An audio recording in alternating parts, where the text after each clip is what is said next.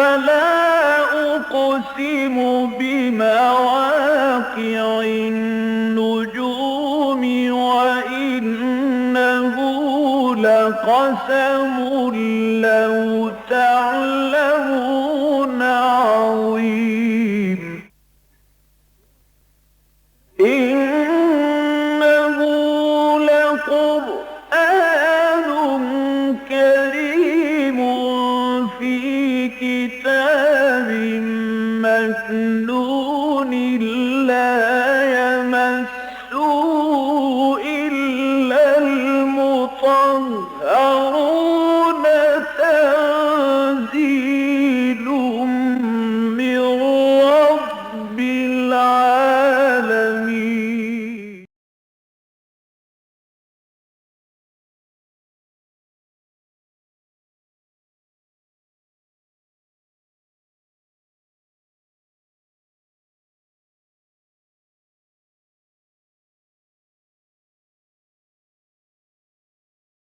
أعوذ بالله من الشيطان الرجيم.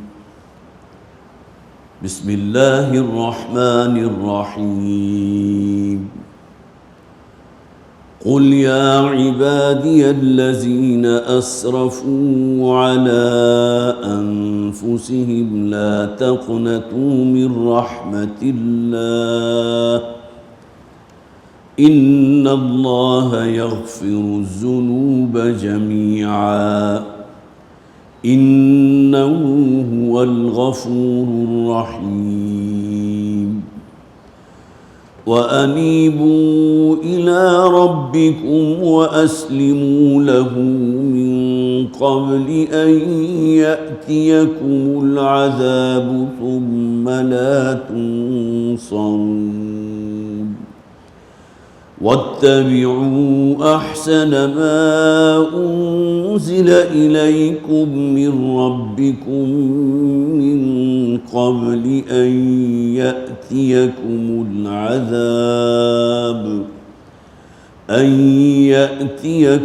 العذاب بغتة وأنتم لا تشعرون. أن تقول نفس يا حسرة على ما فرطت في جنب الله وإن كنت لمن الساخرين. أو تقول لو أن الله هداني لكنت من المتقين. أو تقول حين ترى العذاب لو أن لي كرة فأكون من المحسنين. بلى قد جاءتك آياتي فكذبت بها واستكبرت وكنت من الكافرين. ويوم القيامة ترى الذين كذبوا على الله وجوههم مسودة أليس في جهنم مثوى للمتكبرين. وينجي الله الذين اتقوا بمفازتهم لا يمسهم السوء ولا هم يحزنون. الله خالق كل شيء وهو على كل شيء وكيل. له مقاليد السماوات والأرض والذين كفروا بآيات الله أولئك هم الخاسرون. صدق الله العظيم. رب اشرح لي صدري ويسر لي أمري واحلل عقدة من لساني يفقهوا قولي. اللهم ألهمنا رشدنا وأعذنا من شرور أنفسنا آمين या रब्बल आलमीन। सूरह ज़ुमर हमारे ज़ेर मुताला है। آج کی اس نشست میں میں نے پورا 6واں رکوع آپ کے سامنے تلاوت کیا ہے، اور اس رکوع کا آغاز ہوا اس آیت سے جو پچھلی مرتبہ ہمارے درس کے بالکل آخری حصے میں آئی تھی۔ قُلْ يَا عِبَادِيَ الَّذِينَ أَسْرَفُوا عَلَىٰ أَنفُسِهِمْ لَا تَقْنَطُوا مِن رَحْمَةِ اللَّهِ۔ اے نبی کہہ دیجئے، اے میرے وہ بندو جو اپنی جانوں پر ظلم ڈھاتے رہے ہو، جنہوں نے بڑی زیادتی کی ہے اپنے ساتھ، لا تقنطوا من رحمت اللہ، اللہ کی رحمت سے مایوس مت ہو۔ ان اللہ یغفر الذنوب جمیعا، یقیناً اللہ تعالیٰ تمام گناہوں کو معاف فرمانے والا ہے۔ انہ هو الغفور الرحیم، اور یقیناً وہ الغفور ہے، بہت ہی معاف فرمانے والا، مغفرت فرمانے والا، الرحیم، کمال مہربان۔ آپ کو یاد ہوگا کہ مسند احمد کی ایک روایت کا میں نے پچھلی مرتبہ حوالہ دیا تھا، اگرچہ بہت سی روایات اس آیت کی فضیلت میں موجود ہیں، لیکن یہ کہ واقعہ یہ ہے کہ یہ آیت مبارکہ جو ہے جس درجے نبی اکرم صلی اللہ علیہ وسلم کے لیے باعث مسرت اور باعث خوشی ہوئی تھی کہ مسند احمد میں ابن کثیر اپنی تفسیر میں لے کر آئے ہیں، یہ روایت موجود ہے کہ نبی اکرم صلی اللہ علیہ وسلم نے ارشاد فرمایا، اگر مجھے دنیا کی تمام نعمتیں اور خزانے بھی دے دیے جاتے اور اس کے مقابلے میں یہ ایک آیت پیش کی جاتی تو میں اس آیت کو قبول کر لیتا۔ اور ایک دوسری روایت میں کہ مجھے دنیا کے تمام خزانے اور نعمتیں مل جانے پر جو خوشی ہوتی، اس سے زیادہ خوشی مجھے اس آیت مبارکہ کے نازل ہونے پر ہوئی ہے، جس میں گویا کہ اللہ تعالیٰ ان بندوں کے لیے جو کہیں مایوس ہو چکے ہیں۔ اور اسی ضمن میں نے ایک اور روایت بھی آپ کو سنائی تھی، بخاری میں موجود ہے کتاب التفسیر کے اندر، جس میں یہ واقعہ بیان کیا گیا کہ مکہ کے گرد و نواح میں رہنے والے کچھ قبائل تھے جن کے چند لوگ حضور کی خدمت میں حاضر ہوئے تھے، اور آ کر انہوں نے عرض کیا تھا کہ ہم نے سنا ہے کہ آپ جس دین کے دعوے دار ہیں یا جو بات آپ کر رہے ہیں، تو اس میں یہ بات بھی موجود ہے کہ پچھلی زندگی کے گناہ خواہ کتنے ہی کیوں نہ ہوں اللہ معاف کر دے گا۔ اس پر انہوں نے تفصیل بیان کی اپنے بارے میں کہ ہم میں سے تمام لوگ جو اس وقت حضور کے پاس آئے تھے، کئی قتل کیے ہم نے، بڑی کثرت کے ساتھ ہم نے زنا کیا، اور وہ تمام گناہ یا وہ عیب کے جو آپ سمجھ سکتے ہیں ہمارے اندر موجود ہیں، ظلم بھی کرتے رہے، حق تلفی بھی کرتے رہے، ناانصافی بھی کرتے رہے، تو کیا آپ کا دین جو ہے اس جانب رہنمائی کرتا ہے کہ ہمارے ان تمام گناہوں کو جو ہم نے کیا ہے، قتل انسانی، اس سے بڑا گناہ تو کوئی نہیں، اور زنا، بکثرت زنا کرنے والے۔ تو نبی اکرم صلی اللہ علیہ وسلم نے تھوڑا سا توقف فرمایا اور پھر اس بات میں جواب دیا، اور ایک روایت میں تو اس آیت مبارکہ کی شان نزول میں یہ واقعہ موجود ہے کہ عین اسی وقت یہ آیت نازل ہوئی ہے، قُلْ يَا عِبَادِيَ الَّذِينَ أَسْرَفُوا عَلَىٰ أَنفُسِهِمْ۔ اے نبی کہہ دیجئے ان لوگوں سے جو آپ کے سامنے آ کر اعتراف کر رہے ہیں، جنہوں نے اپنی جانوں پر بڑا ظلم ڈھایا، بڑی زیادتی کی ہے، لا تقنطوا من رحمت اللہ، اللہ کی رحمت سے مایوس نہ ہو۔ اب گویا کہ یہ وہ اتنی بڑی بلیسنگ ہے، اتنی بڑی خوشی کی بات ہے، اور وہ حضور کی جو حدیث میں نے آپ کو سنائی، دنیا و ما فیہا کی تمام نعمتیں بھی مل جاتی تو مجھے اتنی خوشی حاصل نہ ہوتی جتنی خوشی اس آیت مبارکہ کے نزول پر حاصل ہوئی ہے۔ اسی طرح ایک اور روایت میں نے آپ کو سنائی تھی، صرف اس کا اعادہ کر کے انشاءاللہ ہم آگے چلائیں گے۔ یہ مسند احمد میں موجود ہے، اور حضرت ابو ایوب انصاری رضی اللہ تعالیٰ عنہ راوی ہیں، اور واقعاتی پس منظر یہ ہے کہ آپ کی زندگی کا چراغ جو ہے وہ گل ہونے کے قریب تھا، مرض موت میں آپ مبتلا تھے، تو آپ نے ایک دن چند لوگوں کو جو آپ کے قریب موجود تھے انہیں جمع کیا، اور انہوں نے کہا کہ آج میں تمہیں ایک ایسی حدیث سنانے چلا ہوں جو آج تک میں نے کبھی بیان نہیں کی۔ اب ظاہر چشم تصور میں آپ دیکھ سکتے ہیں کہ تمام لوگ جو ہے بالکل ہمتاً متوجہ ہو گئے ہوں گے، پوری طرح بات سننے کے لیے بےتاب ہوں گے کہ وہ کون سی حدیث ہے۔ تو اس پر پھر حضرت ابو ایوب انصاری رضی اللہ تعالیٰ عنہ نے فرمایا کہ میں نے نبی اکرم صلی اللہ علیہ وسلم سے سنا کہ اگر انسان گناہ نہ کرتا تو اللہ تعالیٰ فرماتے ہیں میں ایک ایسی مخلوق پیدا کرتا جو گناہ کرتے اور گناہ کرتے اور گناہ کرتے، اور اس میں اس حد تک یہ ہے کہ زمین و آسمان اس گناہ سے بھر جاتے، اور پھر وہ مخلوق میرے سامنے توبہ کرتی، عاجزی اور زاری اور ندامت اور پشیمانی کے ساتھ متوجہ ہوتی، تو میں ان تمام گناہوں کو معاف کر دیتا۔ اب یہ حدیث حضرت ابو ایوب انصاری رضی اللہ تعالیٰ عنہ گویا کہ اس وقت سنا رہے ہیں جبکہ جیسا کہ میں نے عرض کیا مرض موت میں تھے، اور اس کے بعد پھر ان کا انتقال بھی ہو گیا۔ تو قل یا عبادی الذین اسرفوا علی انفسہم لا تقنطوا من رحمت اللہ، اے نبی کہہ دیجئے اے میرے وہ بندو جنہوں نے اپنی جانوں کے ساتھ بڑا ظلم کیا، زیادتی کی ہے، اللہ کی رحمت سے مایوس نہ ہو، آس نہ توڑو، اس لیے کہ اللہ تعالیٰ تو تمام گناہوں کو معاف فرما دے گا۔ انہ هو الغفور الرحیم، یقیناً وہ غفور اور رحیم ہے۔ لیکن یہ توبہ پھر توبۃ النصوح ہونی چاہیے، یہ ایک بڑی کڑی شرط ہے، وہ توبہ کے جس کا قرآن میں جگہ جگہ ذکر موجود ہے، الا من تاب وآمن وعمل عملا صالحا۔ اس توبہ کے بعد زندگی میں ایک تبدیلی نظر آنی چاہیے، جن چیزوں کو وہ حرام چیزوں کو اس نے اپنے لیے حلال اور جائز قرار دیا تھا ان سے مجتنب ہو۔ وَأَنِيبُوا إِلَىٰ رَبِّكُمْ وَأَسْلِمُوا لَهُ مِنْ قَبْلِ أَنْ يَأْتِيَكُمُ الْعَذَابُ ثُمَّ لَا تُنصَرُونَ، اور رجوع کرو، پلٹو اپنے رب کی طرف اور اس کی فرما برداری اختیار کرو۔ گویا کہ جہاں اللہ کی رحمت کی یہ جو ہے وہ امید ہے، مایوس نہ ہو اللہ کی رحمت سے، وہی شرط یہ ہے کہ اس میں لازمی تقاضا اس کا یہ ہوگا کہ اللہ کی طرف رجوع کرو، پلٹو۔ تابا یتوبو، انابا ینوبو، یہ دونوں کے دونوں جو ہیں اسی معنی میں استعمال ہوتے ہیں، رجوع کرنا، پلٹنا، متوجہ ہونا اللہ کے حضور توبہ کے ساتھ، عاجزی اور زاری کے ساتھ۔ وَأَسْلِمُوا لَهُ، اور اس کے سامنے سر تسلیم خم کر دو اس کے ہر حکم کے سامنے۔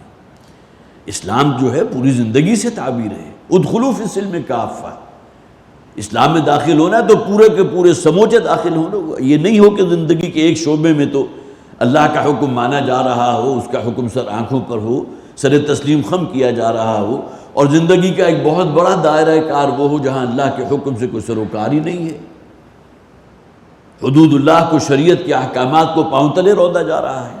یہ اسلام نہیں ہے۔ اسلام تو افتؤمنون ببعض الکتاب وتکفرون ببعض، سورہ بقرہ کے اندر یہ آیت جو ہے بار بار اس کا حوالہ ہوتا ہے، کیا تم ہماری کتاب اور ایک شریعت کے ایک حصے کو مانتے ہو، مراد کیا ہے اس پر عمل کرتے ہو، اور ہماری ہی دی ہوئی شریعت کے ایک حصے کو تم پاؤں تلے رونتے ہو، چھوڑ دیتے ہو، اس کا کفر کرتے ہو۔ تو سوائے اس کے کوئی بدلہ اور سزا نہیں ہے ایسے لوگوں کی، سوائے اس کے کہ الا خزی فی الحیات الدنیا، کی دنیا کی زندگی میں رسوائی، اور جسے آپ کہیں یہ ذلت ان کا مقدر قرار دے دی جائے، وَيَوْمَ الْقِيَامَةِ يُرَدُّونَ إِلَىٰ أَشَدِّ الْعَذَابِ، اور قیامت کے دن شدید ترین عذاب میں جھونکے جائے۔ تو وَأَسْلِمُوا لَهُ کے معنی کیا ہے؟ پوری زندگی میں اللہ کی اطاعت اختیار کرو، اللہ کی فرما برداری اختیار کرو۔ من قبل ان یاتیکم العذاب، اس سے پہلے کہ عذاب تم پر آ دھمکے۔ یہ دنیاوی عذاب بھی مراد ہو سکتی ہے، اور آخرت میں عذاب جہنم تم اپنی آنکھوں سے دیکھ لو، ثم لا تنصرون، اور پھر تمہاری کہیں سے کوئی مدد نہیں ہوگی۔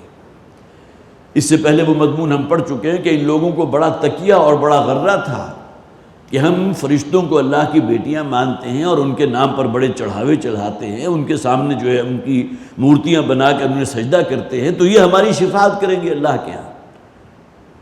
وہاں خاص طور پر کیا کہا گیا؟ قل للہ الشفاعۃ جمیعا، اے نبی کہہ دیجئے شفاعت وہ تو صرف اللہ کے اختیار میں ہے، کس کے لیے شفاعت کی جائے گی اور کس کو شفاعت کا اذن ملے گا، یہ دونوں شرائط اللہ کے ہاتھ میں ہیں۔ تو ثم لا تنصرون، پھر کہیں سے کوئی مدد نہیں ہوگی، کوئی شفیع نہیں ہوگا، کوئی سفارشی نہیں ہوگا۔ واتبعوا احسن ما انزل الیکم من ربکم، اب یہ دیکھیں یہاں تیسرا تقاضا ہے، اللہ کی رحمت قطعا مایوس نہ ہو، شرط کیا ہے؟ انیبوا الی ربکم، نمبر 2 واسلموا له من قبل ان یاتیکم العذاب، اللہ کے حضور انابت، رجوع اور سر تسلیم خم کر دینا اللہ کے ہر حکم کے سامنے۔ واتبعوا احسن ما انزل الیکم، اور تیسری شرط کیا ہے کہ وہ جو بہترین کلام اللہ تعالیٰ نے نازل فرمایا ہے اس کا اتباع کرو۔ یہ مضمون بھی قرآن میں بہت سے مقامات پر آیا۔ سورہ تغابن کے جو ہمارے منتخب نصاب کا بڑا مرکزی بڑا جامع درس ہے، وہاں کیا فرمایا گیا؟ فآمنوا باللہ ورسولہ والنور الذی انزلنا، ایمان لاؤ اللہ پر اور اللہ کے رسول پر اور اس نور پر جو ہم نے نازل فرمایا۔ یہاں نور سے مراد تو قرآن حکیم ہے، وہ نور جو اللہ نے نازل فرمایا۔ اسی طرح جہاں ذکر ہوا اللہ تعالیٰ خلافت اور تمکن عطا فرمائے گا، اور اللہ کا پختہ وعدہ، وعد اللہ الذین آمنوا وعملوا الصالحات منکم لَيَسْتَخْلِفَنَّكُمْ فِي الْأَرْضِ، وہ لازماً تمہیں خلافت عطا فرمائے گا۔ وہیں آخر میں کیا فرمایا گیا؟ اسی بات کا ذکر کیا گیا، فَالَّذِينَ آمَنُوا بِهِ وَعَزَّرُوهُ وَنَصَرُوهُ، جو لوگ بھی ایمان لائیں گے ہمارے رسول پر اور پھر ان کی عزت اور توقیر کریں گے، ان کے مددگار بنیں گے، وَاتَّبَعُوا النُّورَ الَّذِي أُنزِلَ مَعَهُ، اور اتباع کریں گے اس نور کا جو ہم نے ان کے ساتھ نازل کیا۔ یہاں نور سے مراد قرآن حکیم ہے، اتباع کس کا؟ قرآن حکیم کا۔ وہی بات یہاں تیسرے درجے میں آ رہی ہے۔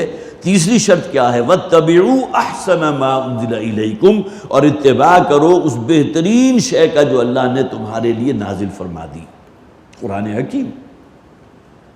اور احسن الحدیث کی اصطلاح اسی صورت میں ہم نے پڑھی، آیت نمبر 23 میں، اللہ نزل احسن الحدیث کتاب متشابہا، اللہ نے نازل فرمایا ہے یہ بہترین کلام، احسن الحدیث، بہترین کلام۔ یہاں احسن ما انزل الیکم، جو شے تم پر نازل کی گئی اس میں جو بہترین ہے اس کی تمہیں پیروی کرنا تم پر لازم ہے۔ واتبعوا احسن ما انزل الیکم، معلوم ہوا یہ 3 سیڑھیاں ہیں۔ پہلی سیڑھی انابت اللہ کی طرف، رجوع، متوجہ ہو جانا اللہ کی طرف۔ دوسرے پوری زندگی میں اللہ کے مطیع فرمان بن جانا، واسلموا، اور تیسرے نمبر پر واتبعوا احسن ما انزل الیکم، اور اتباع کرو جو شے تم پر نازل کی گئی تمہارے رب کی طرف سے اس میں بہترین شے کا مراد قرآن حکیم ہے۔ احسن الکلام بھی ہے، ایک تفسیر بھی موجود ہے احسن البیان کے نام سے، اسی طرح احسن الحدیث یہ قرآن حکیم ہے۔ آگے فرمایا من قبل ان یاتیکم العذاب، اس سے پہلے کہ تم پر وہ عذاب آ جائے، بغتتاً، اچانک۔ دنیاوی عذاب بھی جو مختلف اقوام پر آیا تو کوئی پیشگی انہیں وارن نہیں کیا گیا تھا، رسول ہمیشہ کہتے رہے اللہ کو ایک مانو۔ ہر رسول کی بات جو قرآن نقل کرتا ہے وہ کہ یا قوم اعبدوا اللہ ما لکم من الہ غیرہ، اللہ کے سوا کوئی معبود نہیں ہے، اسی کی فرما برداری اور بندگی اختیار کرو۔ اب قوم جب ہر درمی میں اور ضد اور عناد میں ایک حد سے آگے بڑھ جاتی ہے پھر اللہ کا عذاب آتا ہے، اور رسول بار بار یہ وعید سناتے رہے ہیں۔ نبی اکرم صلی اللہ علیہ وسلم بھی جب یہ مکی صورتیں آپ پر نازل ہوئی جس میں عذاب کا ذکر تھا تو ان صورتوں کے نزول پر تو حضور پر اچانک بڑھاپے کے آثار نمودار ہو گئے تھے۔ سورہ یونس ہے، سورہ ہود ہے، جن میں ان اقوام کا ذکر ہے جنہیں اللہ تعالیٰ نے تباہ کر دیا، برباد کر دیا، اس لیے کہ انہوں نے رسول کی دعوت کو رد کیا تھا۔ اور ظاہر ہے کہ یہ اثرات تھے جو نبی اکرم صلی اللہ علیہ وسلم کی طبیعت پر تھے کہ کہیں ایسا نہ ہو کہ میری قوم کے لیے بھی وہ وقت جو ہے وہ بالکل ان کے سر پر آ کھڑا ہو کہ اس قوم کو بھی ہلاک کر دیا جائے، اس لیے کہ 10 برس ہو گئے، 12 برس ہو گئے دعوت کا کام کرتے ہوئے محمد رسول اللہ صلی اللہ علیہ وسلم، یستعجلونک بالعذاب۔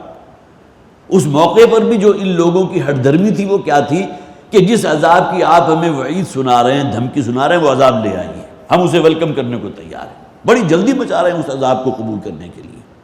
تو وہ عذاب بغتتاً، اچانک تم پر آ سکتا ہے، وانتم لا تشعرون، اور تمہیں اس کا شعور بھی نہیں ہوگا۔ ہر انسان کی قیامت اس کی موت کی شکل میں اس کے سر پر مسلط ہے، ایک تلوار لٹک رہی ہے، کسی لمحے بھی آ سکتی ہے۔ لہٰذا اس کا معاملہ جو ہے صرف ان قوموں کے ساتھ نہ کیجیے گا جن پر اللہ کا عذاب آیا اور اچانک آ دھمکا، بلکہ ہماری موت بھی ہے جو اصل میں ہماری قیامت ہے۔ من مات فقط قامت قیامتہ، اور ہمیں اس کا شعور بھی نہیں ہوگا اور اچانک اللہ تعالیٰ اس موت کو ہم پر مسلط کر دے گا۔ اب یہاں 3 آیات ہیں جس میں بڑی ایک حسرت کی بات کہی گئی ان لوگوں کی طرف سے جو اب جہنمی ہے، جن کا اخروی انجام جو ہے جہنم کی دہکتی ہوئی آگ ہے۔ ان تقول نفس یا حسرۃ علی ما فرطت فی جنب اللہ، مبادا یہ کہ کوئی جان اس وقت یہ پکارے ہائے ہماری شامت، یا حسرتا، قرآن حکیم یہ انداز اختیار کرتا ہے، یا ویلتا، یا حسرتا، یہ ہماری شامت اعمال ہے کہ ہمیں یہ دن دیکھنا جو ہے ہمارے نصیب میں تھا کہ جہنم دیکھ رہی ہے۔ تو ان تقول نفس یا حسرتا، ہائے افسوس، ہائے ہماری شامت، علی ما فرطت فی جنب اللہ، وہ زیادتیاں جو میں نے اللہ کی جناب میں کی، اللہ کے حقوق میں جو میں ظلم کرتا رہا، حق تلفی کرتا رہا۔ سب سے بڑا ظلم تو شرک ہے، اللہ کے سوا کسی اور کو حاجت روا اور مشکل کشا سمجھنا، کسی اور سے استمداد یعنی کہ مدد حاصل کرنا، کسی اور کو اس کا ذریعہ سمجھنا، کسی استان پر حاضر ہو کر کسی قبر کے پاس جا کر اسے سجدہ کرنا یا اس کی دعائی دینا، بدترین شرک۔ تو یہ جو زیادتی میں نے اللہ کی جناب میں کی ہے، جو ظلم میں کرتا رہا، جو حق تلفی کرتا رہا، توحید کو ٹھکرا کر میں نے شرک کی زندگی اختیار کی، شرک ہی پر قائم رہا۔ مکی صورت ہے، اولین مخاطب تو وہی مشرکین ہیں۔ تو سب سے بڑی کوتاہی اور سب سے بڑا ظلم جو اللہ کی جناب میں انسان کرتا ہے وہ تو شرک ہے۔ علی ما فرطت فی جنب اللہ۔ اور دوسری ڈائمنشن اس کی کیا ہوگی کہ اللہ کے حکم کے مقابلے میں نے اپنے نفس کی اطاعت کی، یہ بھی تو شرک ہے نا۔ یہ مضمون بارہا بیان ہوتا رہا، ارائیت من اتخذ الہہ ہوا، کہ آپ نے غور کیا اس شخص کی حالت پر جس کے جی میں جو کوئی نفسانی خواہش انگڑائی لے کر اٹھی اسے پورا کر دیا، حالانکہ خوب جانتا ہے، اچھی طرح سمجھتا ہے کہ اللہ نے اس بات کو حرام قرار دیا ہے، غلط ہے، لیکن اس کے باوجود نفسانی خواہشات، جسے کہا گیا نا وہ تین چیزیں جو انسان کو ہلاک کر دینے والی ہیں، فَهَوًا مُتَّبَعًا، وہ خواہش نفس کے جس کی اتباع کر لی جائے۔ تو عَلَى مَا فَرَّطْتُ فِي جَنبِ اللَّهِ، یہ بھی بہت بڑی حق تلفی ہے کہ اللہ کا حکم پس پش ڈال کر انسان اپنے نفس کے حکم کو قبول کرے، اس کی اطاعت کرے۔ اور پھر یہ کہ جو قرآن حکیم کا مذاق اور تمسخر اڑایا جاتا رہا، شاعر اور مجنون کہا جاتا رہا۔ اولین مخاطب تو ان آیات کے وہی ہیں نا، مشرکین مکہ۔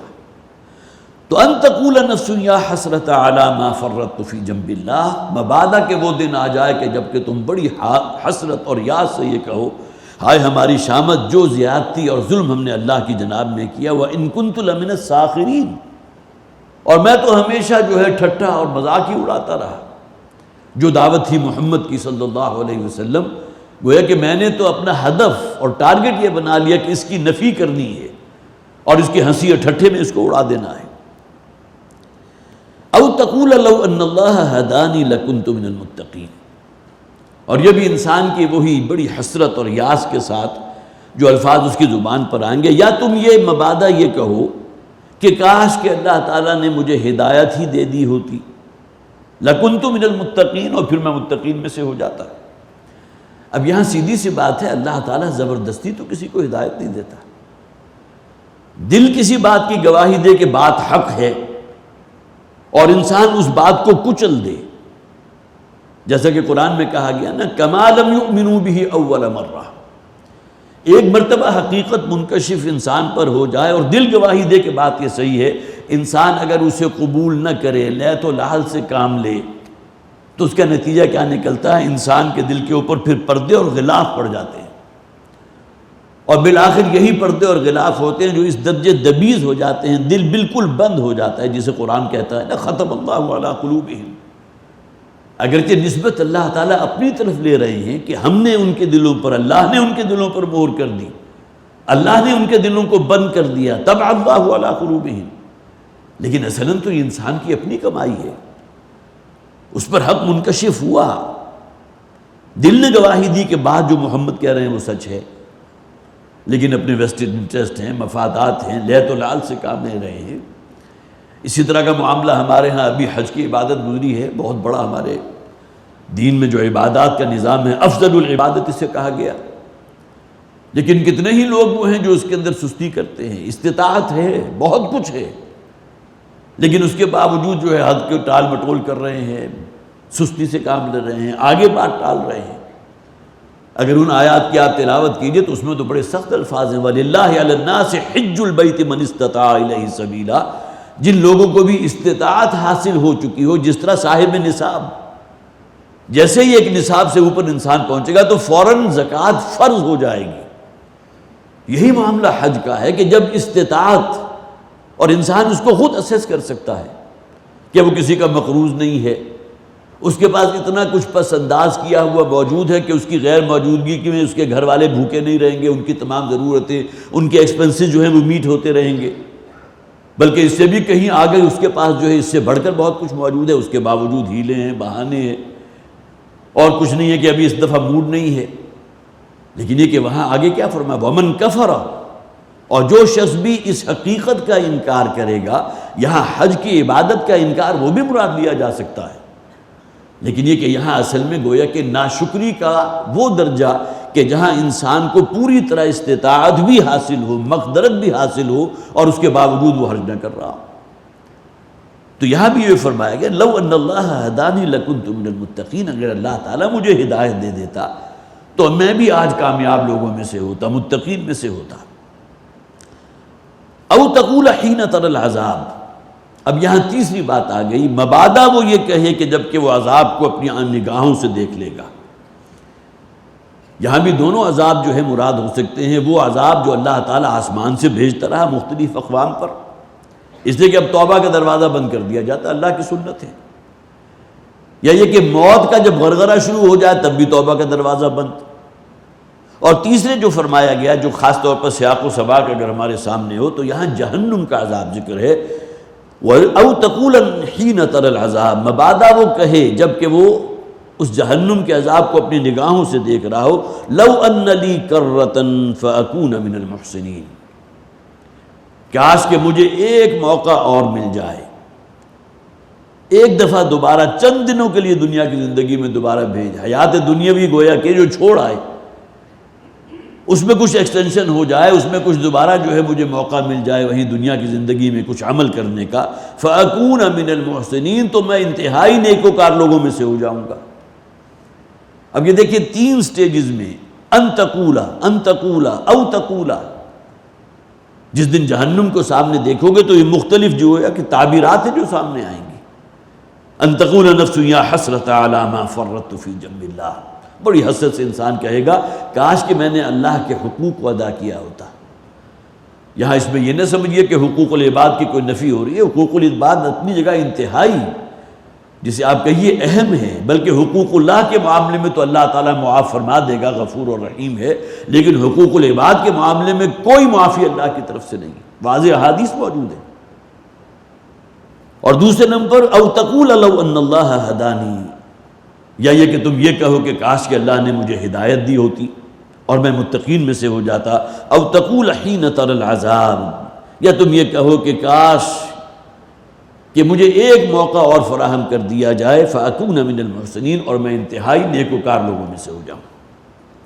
یہ مضمون بھی قرآن حکیم میں بہت سے مقامات پر، سورہ فرقان آیت نمبر 28 وہ ہم پڑھ چکے ہیں، فرمایا تھا یا لیتنی لم اتخذ فلانا خلیلا، کاش کہ میں نے فلاں شخص کو اپنا دوست نہ بنایا ہوتا۔ اب یہ بھی تو حسرت ہے نا انسان کی کہ فلاں شخص کی صحبت تھی نوجوانی میں، جس کے ساتھ دوستی کا بندھن بڑا مضبوط ہو گیا، اب وہ مجھے لے کر جن کجراہوں پر چلا ہے، جس گمراہی کے رستوں پر میں جو ہے اس کے پیچھے چلتا رہا، کاش کہ وہ اس دوست کو میں نے اپنا دوست نہ بنایا ہوتا۔ یا لیتنی لم اتخذ فلانا خلیلا، فلاں شخص کو میں نے اپنا دوست نہ بنایا ہوتا، اس لیے کہ دوستی بھی تو انسان کو بالآخر تباہی اور ہلاکت تک لے جاتی ہے نا۔ اخروی تباہی اور ہلاکت تو ہے اپنی جگہ، لیکن اس دنیا میں بھی تباہی اور بربادی مقدر بن جاتی ہے۔ وہی جو کہا گیا نا کہ تم نیک اور صالح لوگوں کی معیت اختیار کرو، کونوا مع الصادقین، کونوا مع الصالحین، تمہارے دوستوں میں، تمہارے حلقہ احباب کے اندر وہ لوگ ہونے چاہیے جو اللہ والے ہوں، اللہ سے ڈرنے والے ہوں، شریعت کی پاسداری کرنے والے ہوں۔ تو ان سین چینلز ہوتے ہیں کہ اس صحبت کی وجہ سے بھی انسان کے اوپر اثرات مترتب ہوتے ہیں۔ نیک لوگوں کی، اللہ والوں کی صحبت اختیار کیجئے، آپ کے اندر للہیت پیدا ہوگی، خشیت پیدا ہوگی، ان سین چینلز ہیں۔ اور اس کے بالکل برعکس بھی ہے، بدکاروں کی اور فاسقوں کی اور فاجروں کی صحبت میں اگر آپ وقت گزاریں گے تو یہاں بھی وہی ان سین چینل ہیں کہ اپنے اثرات جو ہیں وہ آپ کے اوپر مترتب ہوتے رہیں گے۔ جیسا کہ قرآن میں بھی صحابہ کرام کو بھی منع کیا گیا نا، منافقین کے پاس نہ بیٹھا کرو، یہ بڑا استہزاء بھی اڑاتے ہیں، تمسخر بھی کرتے ہیں، پھر اشارے کنایوں میں ایسی باتیں کرتے ہیں، اگر ان کی معیت میں، ان کی صحبت میں زیادہ بیٹھو گے تو یہ اثرات تمہارے اوپر مترتب ہوتے چلے جائیں گے، لہذا منع کر دیا گیا صحابہ کرام کو۔ تو او تقول حین تری العذاب لو ان لی کرۃ، کاش کہ مجھے ایک موقع اور فراہم کر دیا جائے، فاکون من المحسنین، اور میں بہت ہی محسنین میں سے، احسان کرنے والوں میں سے ہو جاؤں۔ بلا، کیوں نہیں، قد جاءتک آیاتی، اب یہاں وہ دلیل ہے جو اللہ تعالیٰ کی طرف سے پیش کی جا رہی ہے، تمہارے پاس تو ہماری آیات، قرآنی آیات بھی، اور جو پہلی اقوام تھی تو جو معجزات وہ نبی اور رسول لے کر آئے تو بھی اسی میں آ گئے۔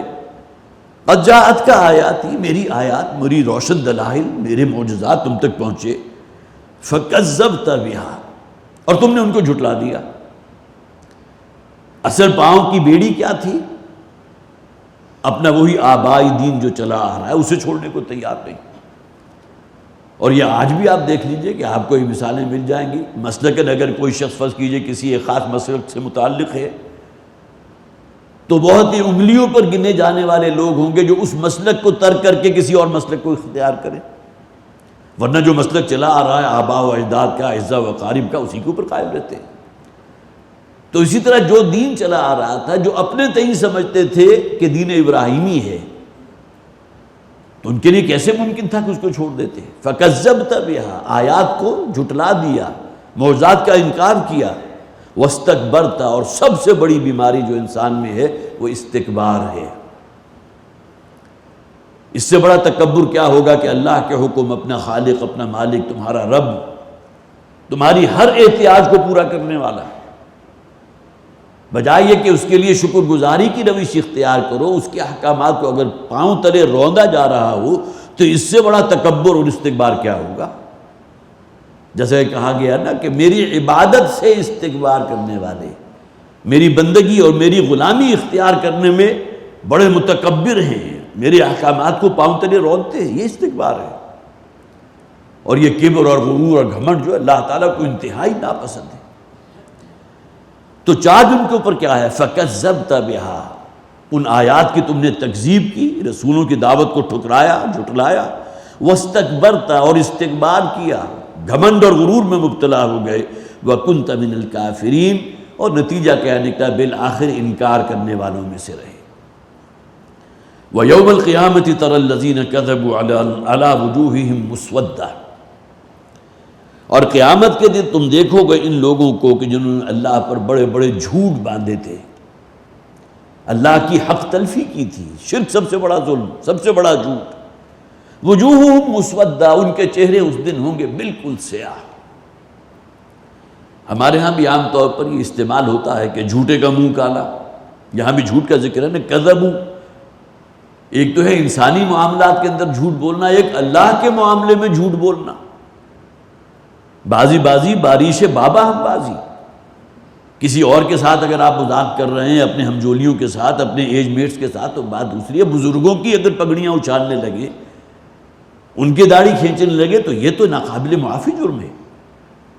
تو جھوٹ کا معاملہ انسانوں کے آپس کے بین الانسانی معاملات میں بھی لعنت اللہ علی الکاذبین، اللہ کی لعنت ہوتی ہے ایسے لوگوں پر، کجا یہ کہ اللہ پر جھوٹ باندھا جا رہا ہو۔ کذبوا علی اللہ، جو اللہ پر جھوٹ باندھتے رہے، اللہ کی آیات کا انکار کرتے رہے، رسولوں کا استہزاء کرتے رہے، قیامت کا انکار کرتے رہے، اللہ کے لیے بیٹیاں یا بیٹے تصنیف کر دیے۔ یہ تمام چیزیں ہیں جو افتراء میں آتی ہیں، جھوٹ باندھنا اللہ کی طرف۔ اور ان کا انجام کیا ہوگا؟ وجوہہم مسودہ، ان کے چہرے بالکل سیاہ ہوں گے اس دن۔ یوم القیامہ کا ذکر پہلے ہو چکا، وَيَوْمَ الْقِيَامَةِ تَرَى الَّذِينَ كَذَبُوا عَلَى اللَّهِ وُجُوهُهُمْ مسودہ۔ یہ مضمون جو ہے بڑی وضاحت کے ساتھ سورہ آل عمران میں بیان ہو چکا ہے، صرف وہ آیات ان کا ترجمہ میں آپ کے سامنے رکھ دوں۔ قیامت کا نقشہ کھینچا گیا، یوم تبیض وجوہ وتسود وجوہ، وہ دن کے جس دن چند چہرے وہ ہوں گے جو بڑے سفید ہوں گے، چمکدار دمکتے ہوئے چہرے، شاداں فرحاں چہرے، وتسود وجوہ، اور کچھ چہرے ہوں گے کملائے ہوئے، پشمردہ سیاہ چہرے۔ فَأَمَّا الَّذِينَ اسْوَدَّتْ وُجُوهُهُمْ، بس وہ لوگ کہ جن کے چہرے اس دن سیاہ ہوں گے، بالکل کملائے ہوئے، بے رونق چہرے ہوں گے، لٹکے ہوئے چہرے، اَكَفَرْتُمْ بَعْدَ ایمانکم، یہاں نوٹ کیجئے، کیا تم نے ایمان لانے کے بعد کفر کیا؟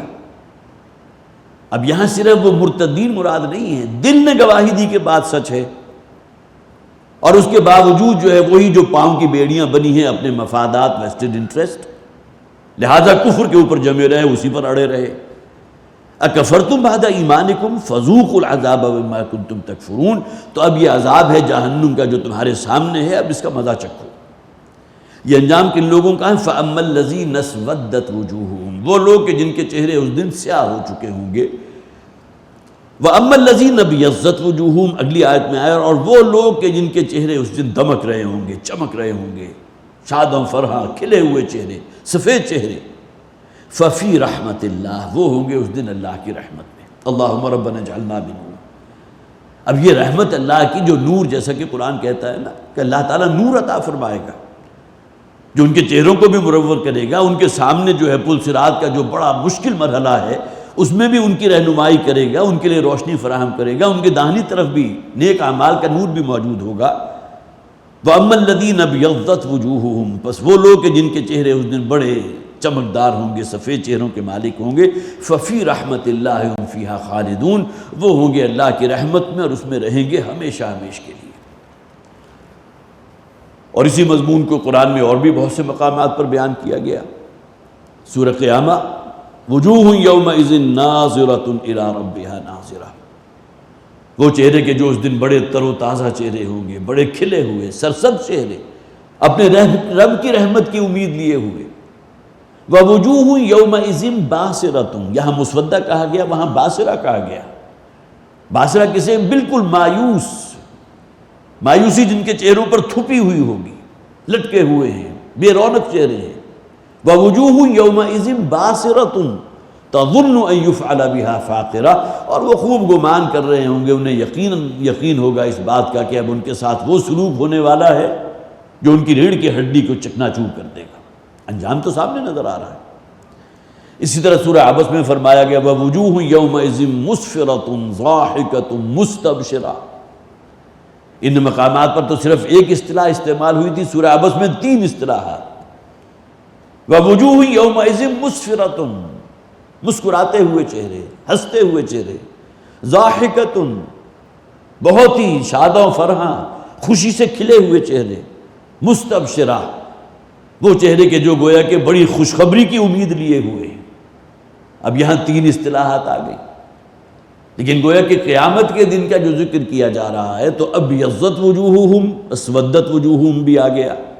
یہاں جو فرمایا گیا علی وجوہہم مسودہ، وہ بالکل سیاہ چہرے ہوں گے. اور اسی طرح پھر جو 3 اصطلاحات یہاں آئی ہیں ووجوہ یومئذ مسفرۃ ضاحکۃ مستبشرہ، اور اس کے مقابل میں ووجوہ یومئذ علیہا غبرۃ ترہقھا قترہ، غبار آلود، تھکے ہوئے، مضمحل، جسے آپ کہیے کہ وہ چہرہ کہ جس کے اوپر کہیں کوئی مایوسی نہیں ہے، بالکل مایوس زدہ چہرے جس کے کہیں رحمت کی امید نہیں ہے. تو وَيَوْمَ الْقِيَامَةِ تَرَى الَّذِينَ كَذَبُوا عَلَى اللَّهِ وُجُوهُهُمْ مُسْوَدَّةٌ أَلَيْسَ فِي جَهَنَّمَ مَثْوًى لِلْمُتَكَبِّرِينَ، کیا جہنم ہی ٹھکانہ نہیں ہوگی ان لوگوں کی کہ جنہوں نے تکبر اختیار کیا. دیکھیے اس سے پہلے بھی ہم نے پڑھا ایک آیت پہلے، بَلَا قَدْ جَاءَتْكَ آيَاتِي فَكَذَّبْتَ بِهَا وَاسْتَكْبَرْتَ، اور یہاں پھر آ گیا أَلَيْسَ فِي جَهَنَّمَ مَثْوًى لِلْمُتَكَبِّرِينَ. گویا کہ یہاں وہی بات ہے کہ اس سے بڑا استکبار کوئی نہیں ہے کہ اپنے رب، اپنے خالق، اپنے مالک کے احکامات کو انسان پاؤں تلے روندے اور اپنے آپ کو فوقیت دے اللہ کے احکامات پر عمل کرنے سے. وَيُنَجِّ اللَّهُ الَّذِينَ اتَّقَوْا بِمَفَازَتِهِمْ، اور اللہ تعالیٰ نجات عطا فرمائے گا، بچا لے گا ان لوگوں کو جنہوں نے تقوی اختیار کیا. وہ مضمون ہم پڑھ چکے، ان اللہ یغفر الذنوب جمیعا، اللہ تعالیٰ تمام گناہوں کو معاف فرما دے گا. شرائط آگے بیان کر دی گئی، وَأَنِیبُوا إِلَىٰ رَبِّكُمْ، نمبر 1، وَأَسْلِمُوا لَهُ مِنْ قَبْلِ أَنْ يَأْتِيَكُمُ الْعَذَابُ، فرما برداری اختیار کرو اپنے رب کی. اور نمبر 3، وَاتَّبِعُوا أَحْسَنَ مَا أُنزِلَ إِلَيْكُمْ، اور اتباع کرو اس کلام کا جو اللہ نے نازل کیا ہے، اس میں بہترین انداز میں ان احکامات کی تعمیل کرو. یہاں فرمایا وَيُنَجِّ اللَّهُ الَّذِينَ اتَّقَوْا بِمَفَازَتِهِمْ، اللہ تعالیٰ انہیں کامیابی، فوز و فلاح تک پہنچا دے گا جو ان کے بچاؤ کی جگہ ہے. وہ جنت جو ان کے لیے تیار کی ہے ان کے تقوی کی وجہ سے، اور بچا لے گا اللہ تعالیٰ انہیں اس سے وہ جو جہنم کا عذاب ہے. لا يمسهم السوء ولا هم يحزنون، نہ تو انہیں کوئی تکلیف یا مضرت اس دن پہنچے گی اور نہ ہی کسی غم کے اندر مبتلا ہوں گے. آگے بھی نقشہ کھینچا جائے گا، وسیق الذین اتقوا الی الجنۃ زمرا، اور لے جایا جائے گا بڑی عزت اور اکرام کے ساتھ ان لوگوں کو جنہوں نے تقوی کی روش اختیار کی تھی. یہاں بھی وہی تقوی آ گیا. تو اصل شے جو درکار ہے مجھ سے اور آپ سے وہ اصل میں تقویٰ ہے. جیسا کہ حدیث میں بھی آیا کہ اللہ کا خوف، اللہ سے ڈرنا، خواہ تم علانیہ ہو خواہ اپنے پوشیدہ طور پر مخفی ہو. گویا کہ وہ الفاظ جو حدیث کے ہیں التقویٰ فی السر والعلانیہ، یہ نہ ہو کہ تقویٰ صرف لوگوں کو دکھانے کے لیے ہو اور صرف لباس تقویٰ جو ہے وہی ظاہر تقویٰ سامنے موجود ہو اور انسان کی جلوت جو ہے، جلوت کے مقابلے میں اس کی خلوت جو ہے اس کے بالکل برعکس ہو. اللہ خالق کل شیء، اللہ تعالیٰ ہر شے کا خالق ہے. وَهُوَ عَلَىٰ كُلِّ شَيْءٍ وَكِيلٌ، اور وہی ہر شے پر نگہبان ہے. لَهُ مَقَالِيدُ السَّمَاوَاتِ وَالْأَرْضِ، اسی کے ہاتھ میں کنجیاں ہیں اس زمین و آسمان کی. مراد کیا ہے؟ اختیار اسی کا ہے. جس طرح کہیں بھی آپ داخل ہونے کے لیے اگر کوئی لاک ہے تو اس کو کھولیں گے تو آپ اندر داخل ہوں گے نا. اسی طرح یہ کائنات جو ہے جو قرآن میں کہا گیا نا، اس نے اس زمین و آسمان کو 6 دنوں میں پیدا کیا. ثم استوى علی العرش، اور اس کے بعد وہ متمکن ہو گیا عرش پر. گویا کہ اس پوری کائنات کا کنٹرول اب اللہ کے پاس ہے. یہ کائنات کتنی وسیع و عریض ہے اس کے بارے میں ہمارے الفاظ نہیں ہے کہ اس کا احاطہ کر سکے. لیکن یہ جو چھوٹی سی ہماری زمین ہے، جو گلوب ہے، اس پر بھی ہواؤں کا چلنا ہے، بارش کا برسنا ہے، زلزلے ہیں، سونامی ہے. یہ کیسے ہو رہے ہیں؟ گویا کہ جسے آپ کہیے کہ مائکروسکوپیکلی بھی، جو مائکروسکوپیکلی سب سے چھوٹی شے ہو سکتی ہے وہ زمین، اس میں بھی ہر شے جو وقوع پذیر ہو رہی ہے. ما اصاب من مصیبت فی الارض ولا فی انفسکم الا فی کتاب من قبل ان نبرأها، کوئی واقع ہونے والی یا کوئی حادثہ یا کوئی تبدیلی پیدا نہیں ہوتی جب تک کہ اللہ کا اذن نہ ہو. اللہ کے علم کتاب میں پہلے سے لکھا ہوا موجود ہے. ما اصاب من مصیبت الا باذن اللہ، تمہاری جان پر بھی کوئی شے واقع نہیں ہو سکتی، کوئی تکلیف، کوئی مضرت، کوئی بیماری، جب تک کہ اللہ کا حکم نہ ہو. الا باذن اللہ، اللہ کے حکم کے بغیر کچھ نہیں ہو سکتا. تو اس پوری کائنات پر اللہ کا اختیار ہے. یدبر الامر، جیسا کہ فرمایا گیا نا، وہ اپنے حکم، اپنے جو بھی امر ہے اس کی تدبیر فرماتا ہے. لہو مقالید السماوات والارض، اس کے پاس ہے کنجیاں، اسی کے پاس اختیار ہے. بادشاہی بھی اسی کی ہے، راج بھی اسی کا ہے، حکومت بھی اسی کی ہے زمین و آسمان پر. والذین کفروا بآیات اللہ اولئک هم الخاسرون، اور جو لوگ بھی اللہ کی آیات کا کفر کرتے ہیں. آیات قرآنی ہے، یہ مکی صورت ہے. جو بھی مکہ کے رہنے والے تھے ابتدائی کفر انہوں نے کس کا کیا؟ حضور کی دعوت کو رد کیا، قرآن حکیم کی آیات کا کفر کیا، اس کا انکار کیا. اولئک هم الخاسرون، یہی وہ لوگ ہیں جو تباہی اور ہلاکت سے دوچار ہونے والے ہیں.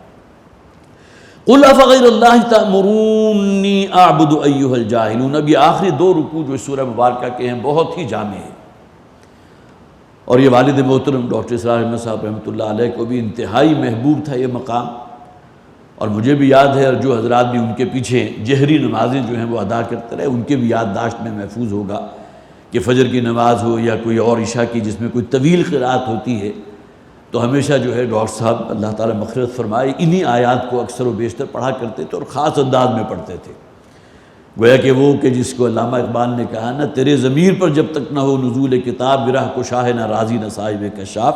تو ان آیات کو مجرد سنتے ہوئے بھی انسان ان کے اثرات جو ہے وہ محسوس کرتا تھا اپنے دل کے اوپر.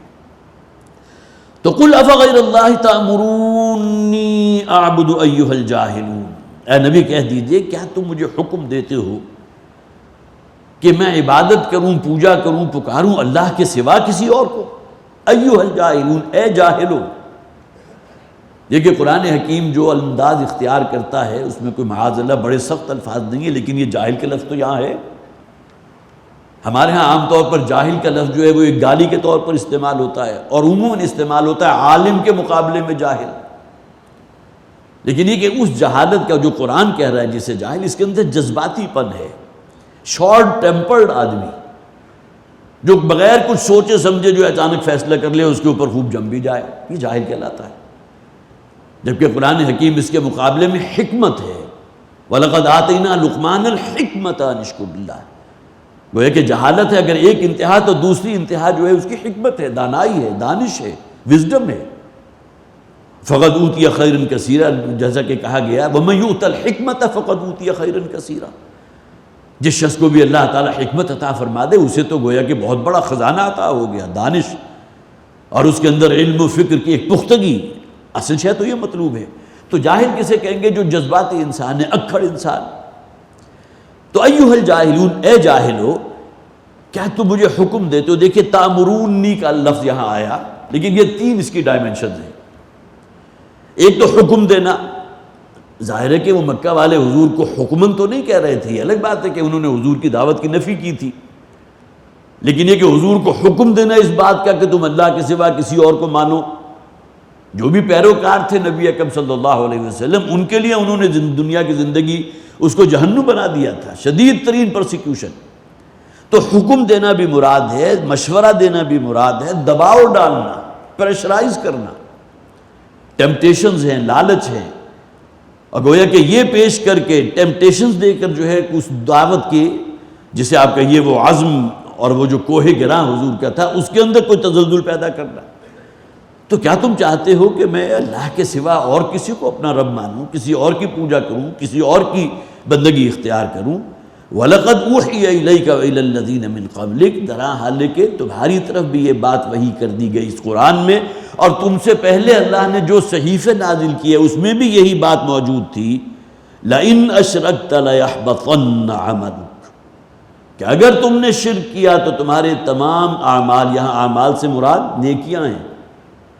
ہر انسان کے اندر گویا کہ ایک خواہش موجود ہوتی ہے، اندر ضمیر تو ہے نا، خواہ کتنی ہی حرام خوری کر رہا ہو، لیکن یہ کہ کچھ نہ کچھ اس نے رستہ رکھا ہوتا ہے اللہ کو خوش کرنے کے لیے بھی، کوئی مسجد کو چندہ دے دیا، کہیں کوئی اے سی لگوا دیے، کوئی جو ہے خیرات خانہ کھول دیا، کہیں کسی کے لیے کوئی سرائے تعمیر کر دی، کوئی پانی کی سبیل لگا دی۔ یہ انسان اپنی جو حص اندر موجود ہے، ضمیر جو اسے کاٹتا ہے اس اپنی حرام خوری کے اوپر، اور پھر یہ کہ غلط کاموں کے اوپر، اس کو سلانے کے لیے جو ہے انسان اس قسم کے کام کرتا ہے۔